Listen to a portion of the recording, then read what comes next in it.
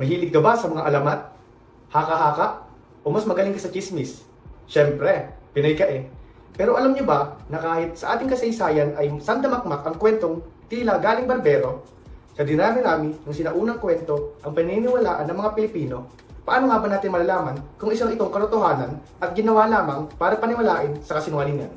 Ako nga pala, si Kuya Lord, and this is History with Lord. Pamilyar ka ba kay Urduha? Kung hindi, ay siya, bahala ka. Hindi, biro lamang. Hayaan mong ipakilala kita kay Prinsesa Urduha. Siya ay isang maalamat na mandirigmang babaeng pinuno ng Tawalisi na paniniwalaang matatagpuan sa may lalawigan ng Pangasinan.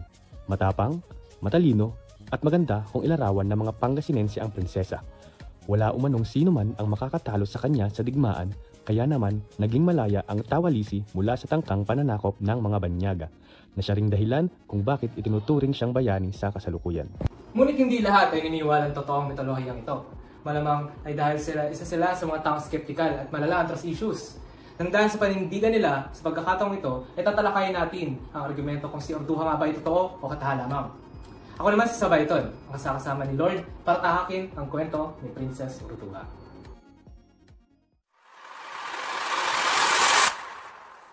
Nagsimula ang kwento ni Prinsesa Urduha sa salaysay ni Ibn Battuta, isang Arabong manlalakbay na di umano ay may nakasalamuhang prinsesa sa kaharian ng Amazonas sa kanyang paglalakbay sa Asya. Sa salaysay ni Batuta, nang mapadaan sila sa Tawalisi, inimbitahan siya at ang kanyang mga kasama sa isang salo-salo sapagkat ito ang kaugalian sa nabanggit na kaharian. Ngunit, tumanggi sa pagkain si Ibn Battuta sa kadahilanang ayaw niyang kumain ng mula sa mga taong walang paniniwala. At dahil dito, ay nainsulto ang prinsesa at pinatawag siya. Nagulat si Batuta sa nakita at narinig niya ng masaksihan ang prinsesa ay maganda ang bihis at napapalibutan ng mga tapat at matitigas na tauhan. Binati ng prinsesa ang kanyang bisita sa wikang Arabo. Katunayan, isa siyang Muslim. Labis na inainsulto ang prinsesa sa naging pagtanggi ni Batuta sa kanyang imbitasyon, sapagkat hindi niya maisip ang dahilan nito. Marami na siyang digmaang natagumpayan, bisitang napaglingkuran at pinamuno ang hukbo, kaya tanong dahilan ni Batuta upang tanggihan ang imbitasyon mula sa prinsesa. Sa pakikipag-usap ni Urduha kay Batuta, sinabi niya rin na walang sino mang lalaki ang sumubok sa kanyang maging asawa sapagkat walang makakapantay sa kanyang kakayahan sa pakikipaglaban. Kung sino man ang makatatalo sa akin sa digmaan, ay siya lamang ang karapat-dapat na magmay-ari ng aking puso. Sapagkat ang lalaking aking pakakasalan ay ang lalaking di hamak na mas matapang, mas malakas, at mas matalino kaysa sa akin.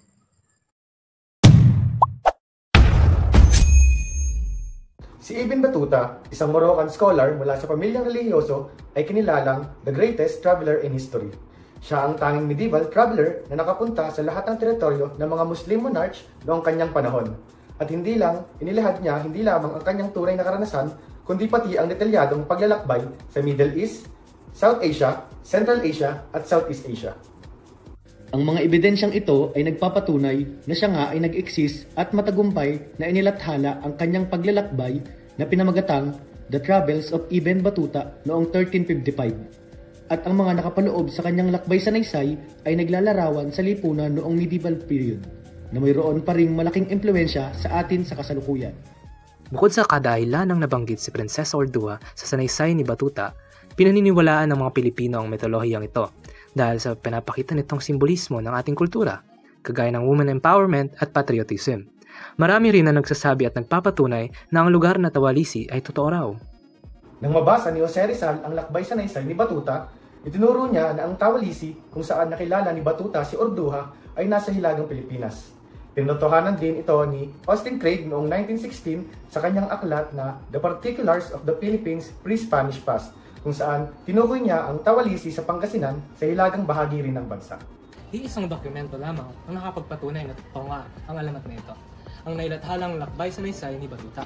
Kaya naman, inimbestagahan ng mga eksperto kung meron nga ba talagang malalakbay na namuhay bilang Ibn Battuta sa kasaysayan.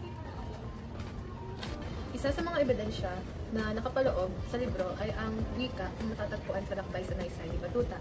Nakalahad doon ng mga salitang gawat pabatek katur, kung saan sa wikang archaic Pangasinan ang ibig sabihin ng gawat kabatek ay pintura o pangkulay, samantalang ang kutoro naman ay lapis o panulat, which means na nasa Pangasinan nga ang Tawalisi.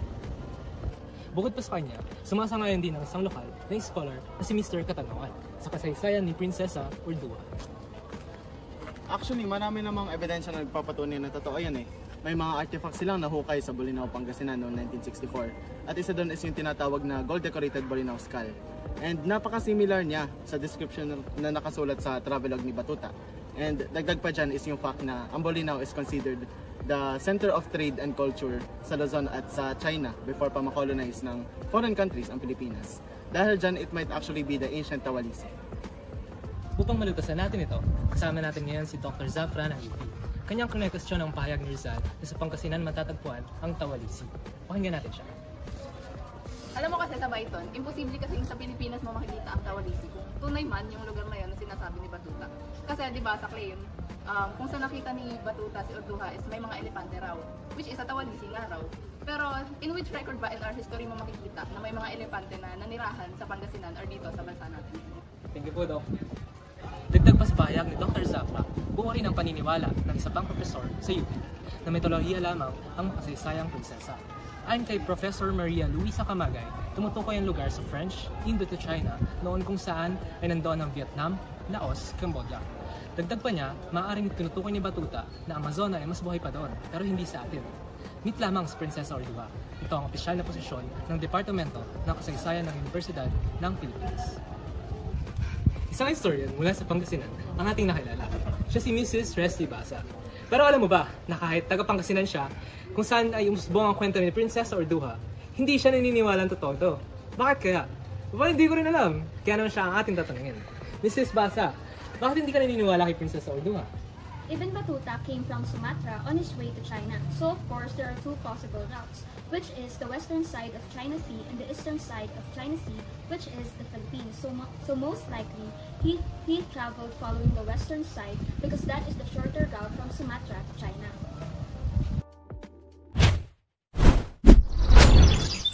Ano partner? Sa lahat ng sources, arguments, at mga plot twist ng mga ekspertong na-interview natin, saan ka pumapanig? Totoo nga ba si Princess Urduha o katang-isip lang talaga? Kumbinsido ka ba na totoo siya o may kakulangan pa rin para mapatunayan na tunay ang kwento ni Princess Urduha? Isa talaga sa mga naisip ko, partner, tungkol sa legitimacy ng Urduha ay ang unti lang source niya. Hindi kasi pwede sa history na isa lang solved na. Kasi ang tawag doon na yung lack of corroboration. Hindi po pwede na unti lang ang sumusuporta kasi lack of credibility na rin kasi yan. Sim, tas kung titingnan mo pa yung details, medyo questionable talaga. Halimbawa, yung elephant sa Tawalisi, elephant sa Pangasinan, di ba parang nakakaduda yon? Isa siyang example ng anachronism, which is mga detalye na hindi tugma sa oras o lugar na yon. Agree, partner. Kung titignan rin natin ng mabuti, maraming inconsistencies. Dadagdag din yung inconsistency sa ruta ni Ibn Battuta. Malamang kasi ay sa western side siya ng China Sea dumaan, hindi sa Pilipinas. Dahil dito napaka-unlikely naman na daanan niya yung Tawalisi natin, di ba? Actually, partner, tagilid na talaga tayo sa parteng totoo si Princess Urduha. Mahirap panindigan na historical fact siya. At ang verdict, inconclusive. Sa external criticism pa lang, ligwak na. Walang supporting witnesses, hindi pwedeng ipasa ng historian ang ganun. Ito nga, partner. Kahit na nagsaserve si Princess Urduha as an inspiration, lalo na sa mga Pangasinense, all the sources and evidence point toward one conclusion. Si Princess Urduha ay isang Kasi, ulit. dagdag pa sa pahayag ni Dr. Zafra, buo rin ang paniniwala ng isa pang profesor. 2, 3, go! Masyado na. 1, 2, 3, go! Yung week.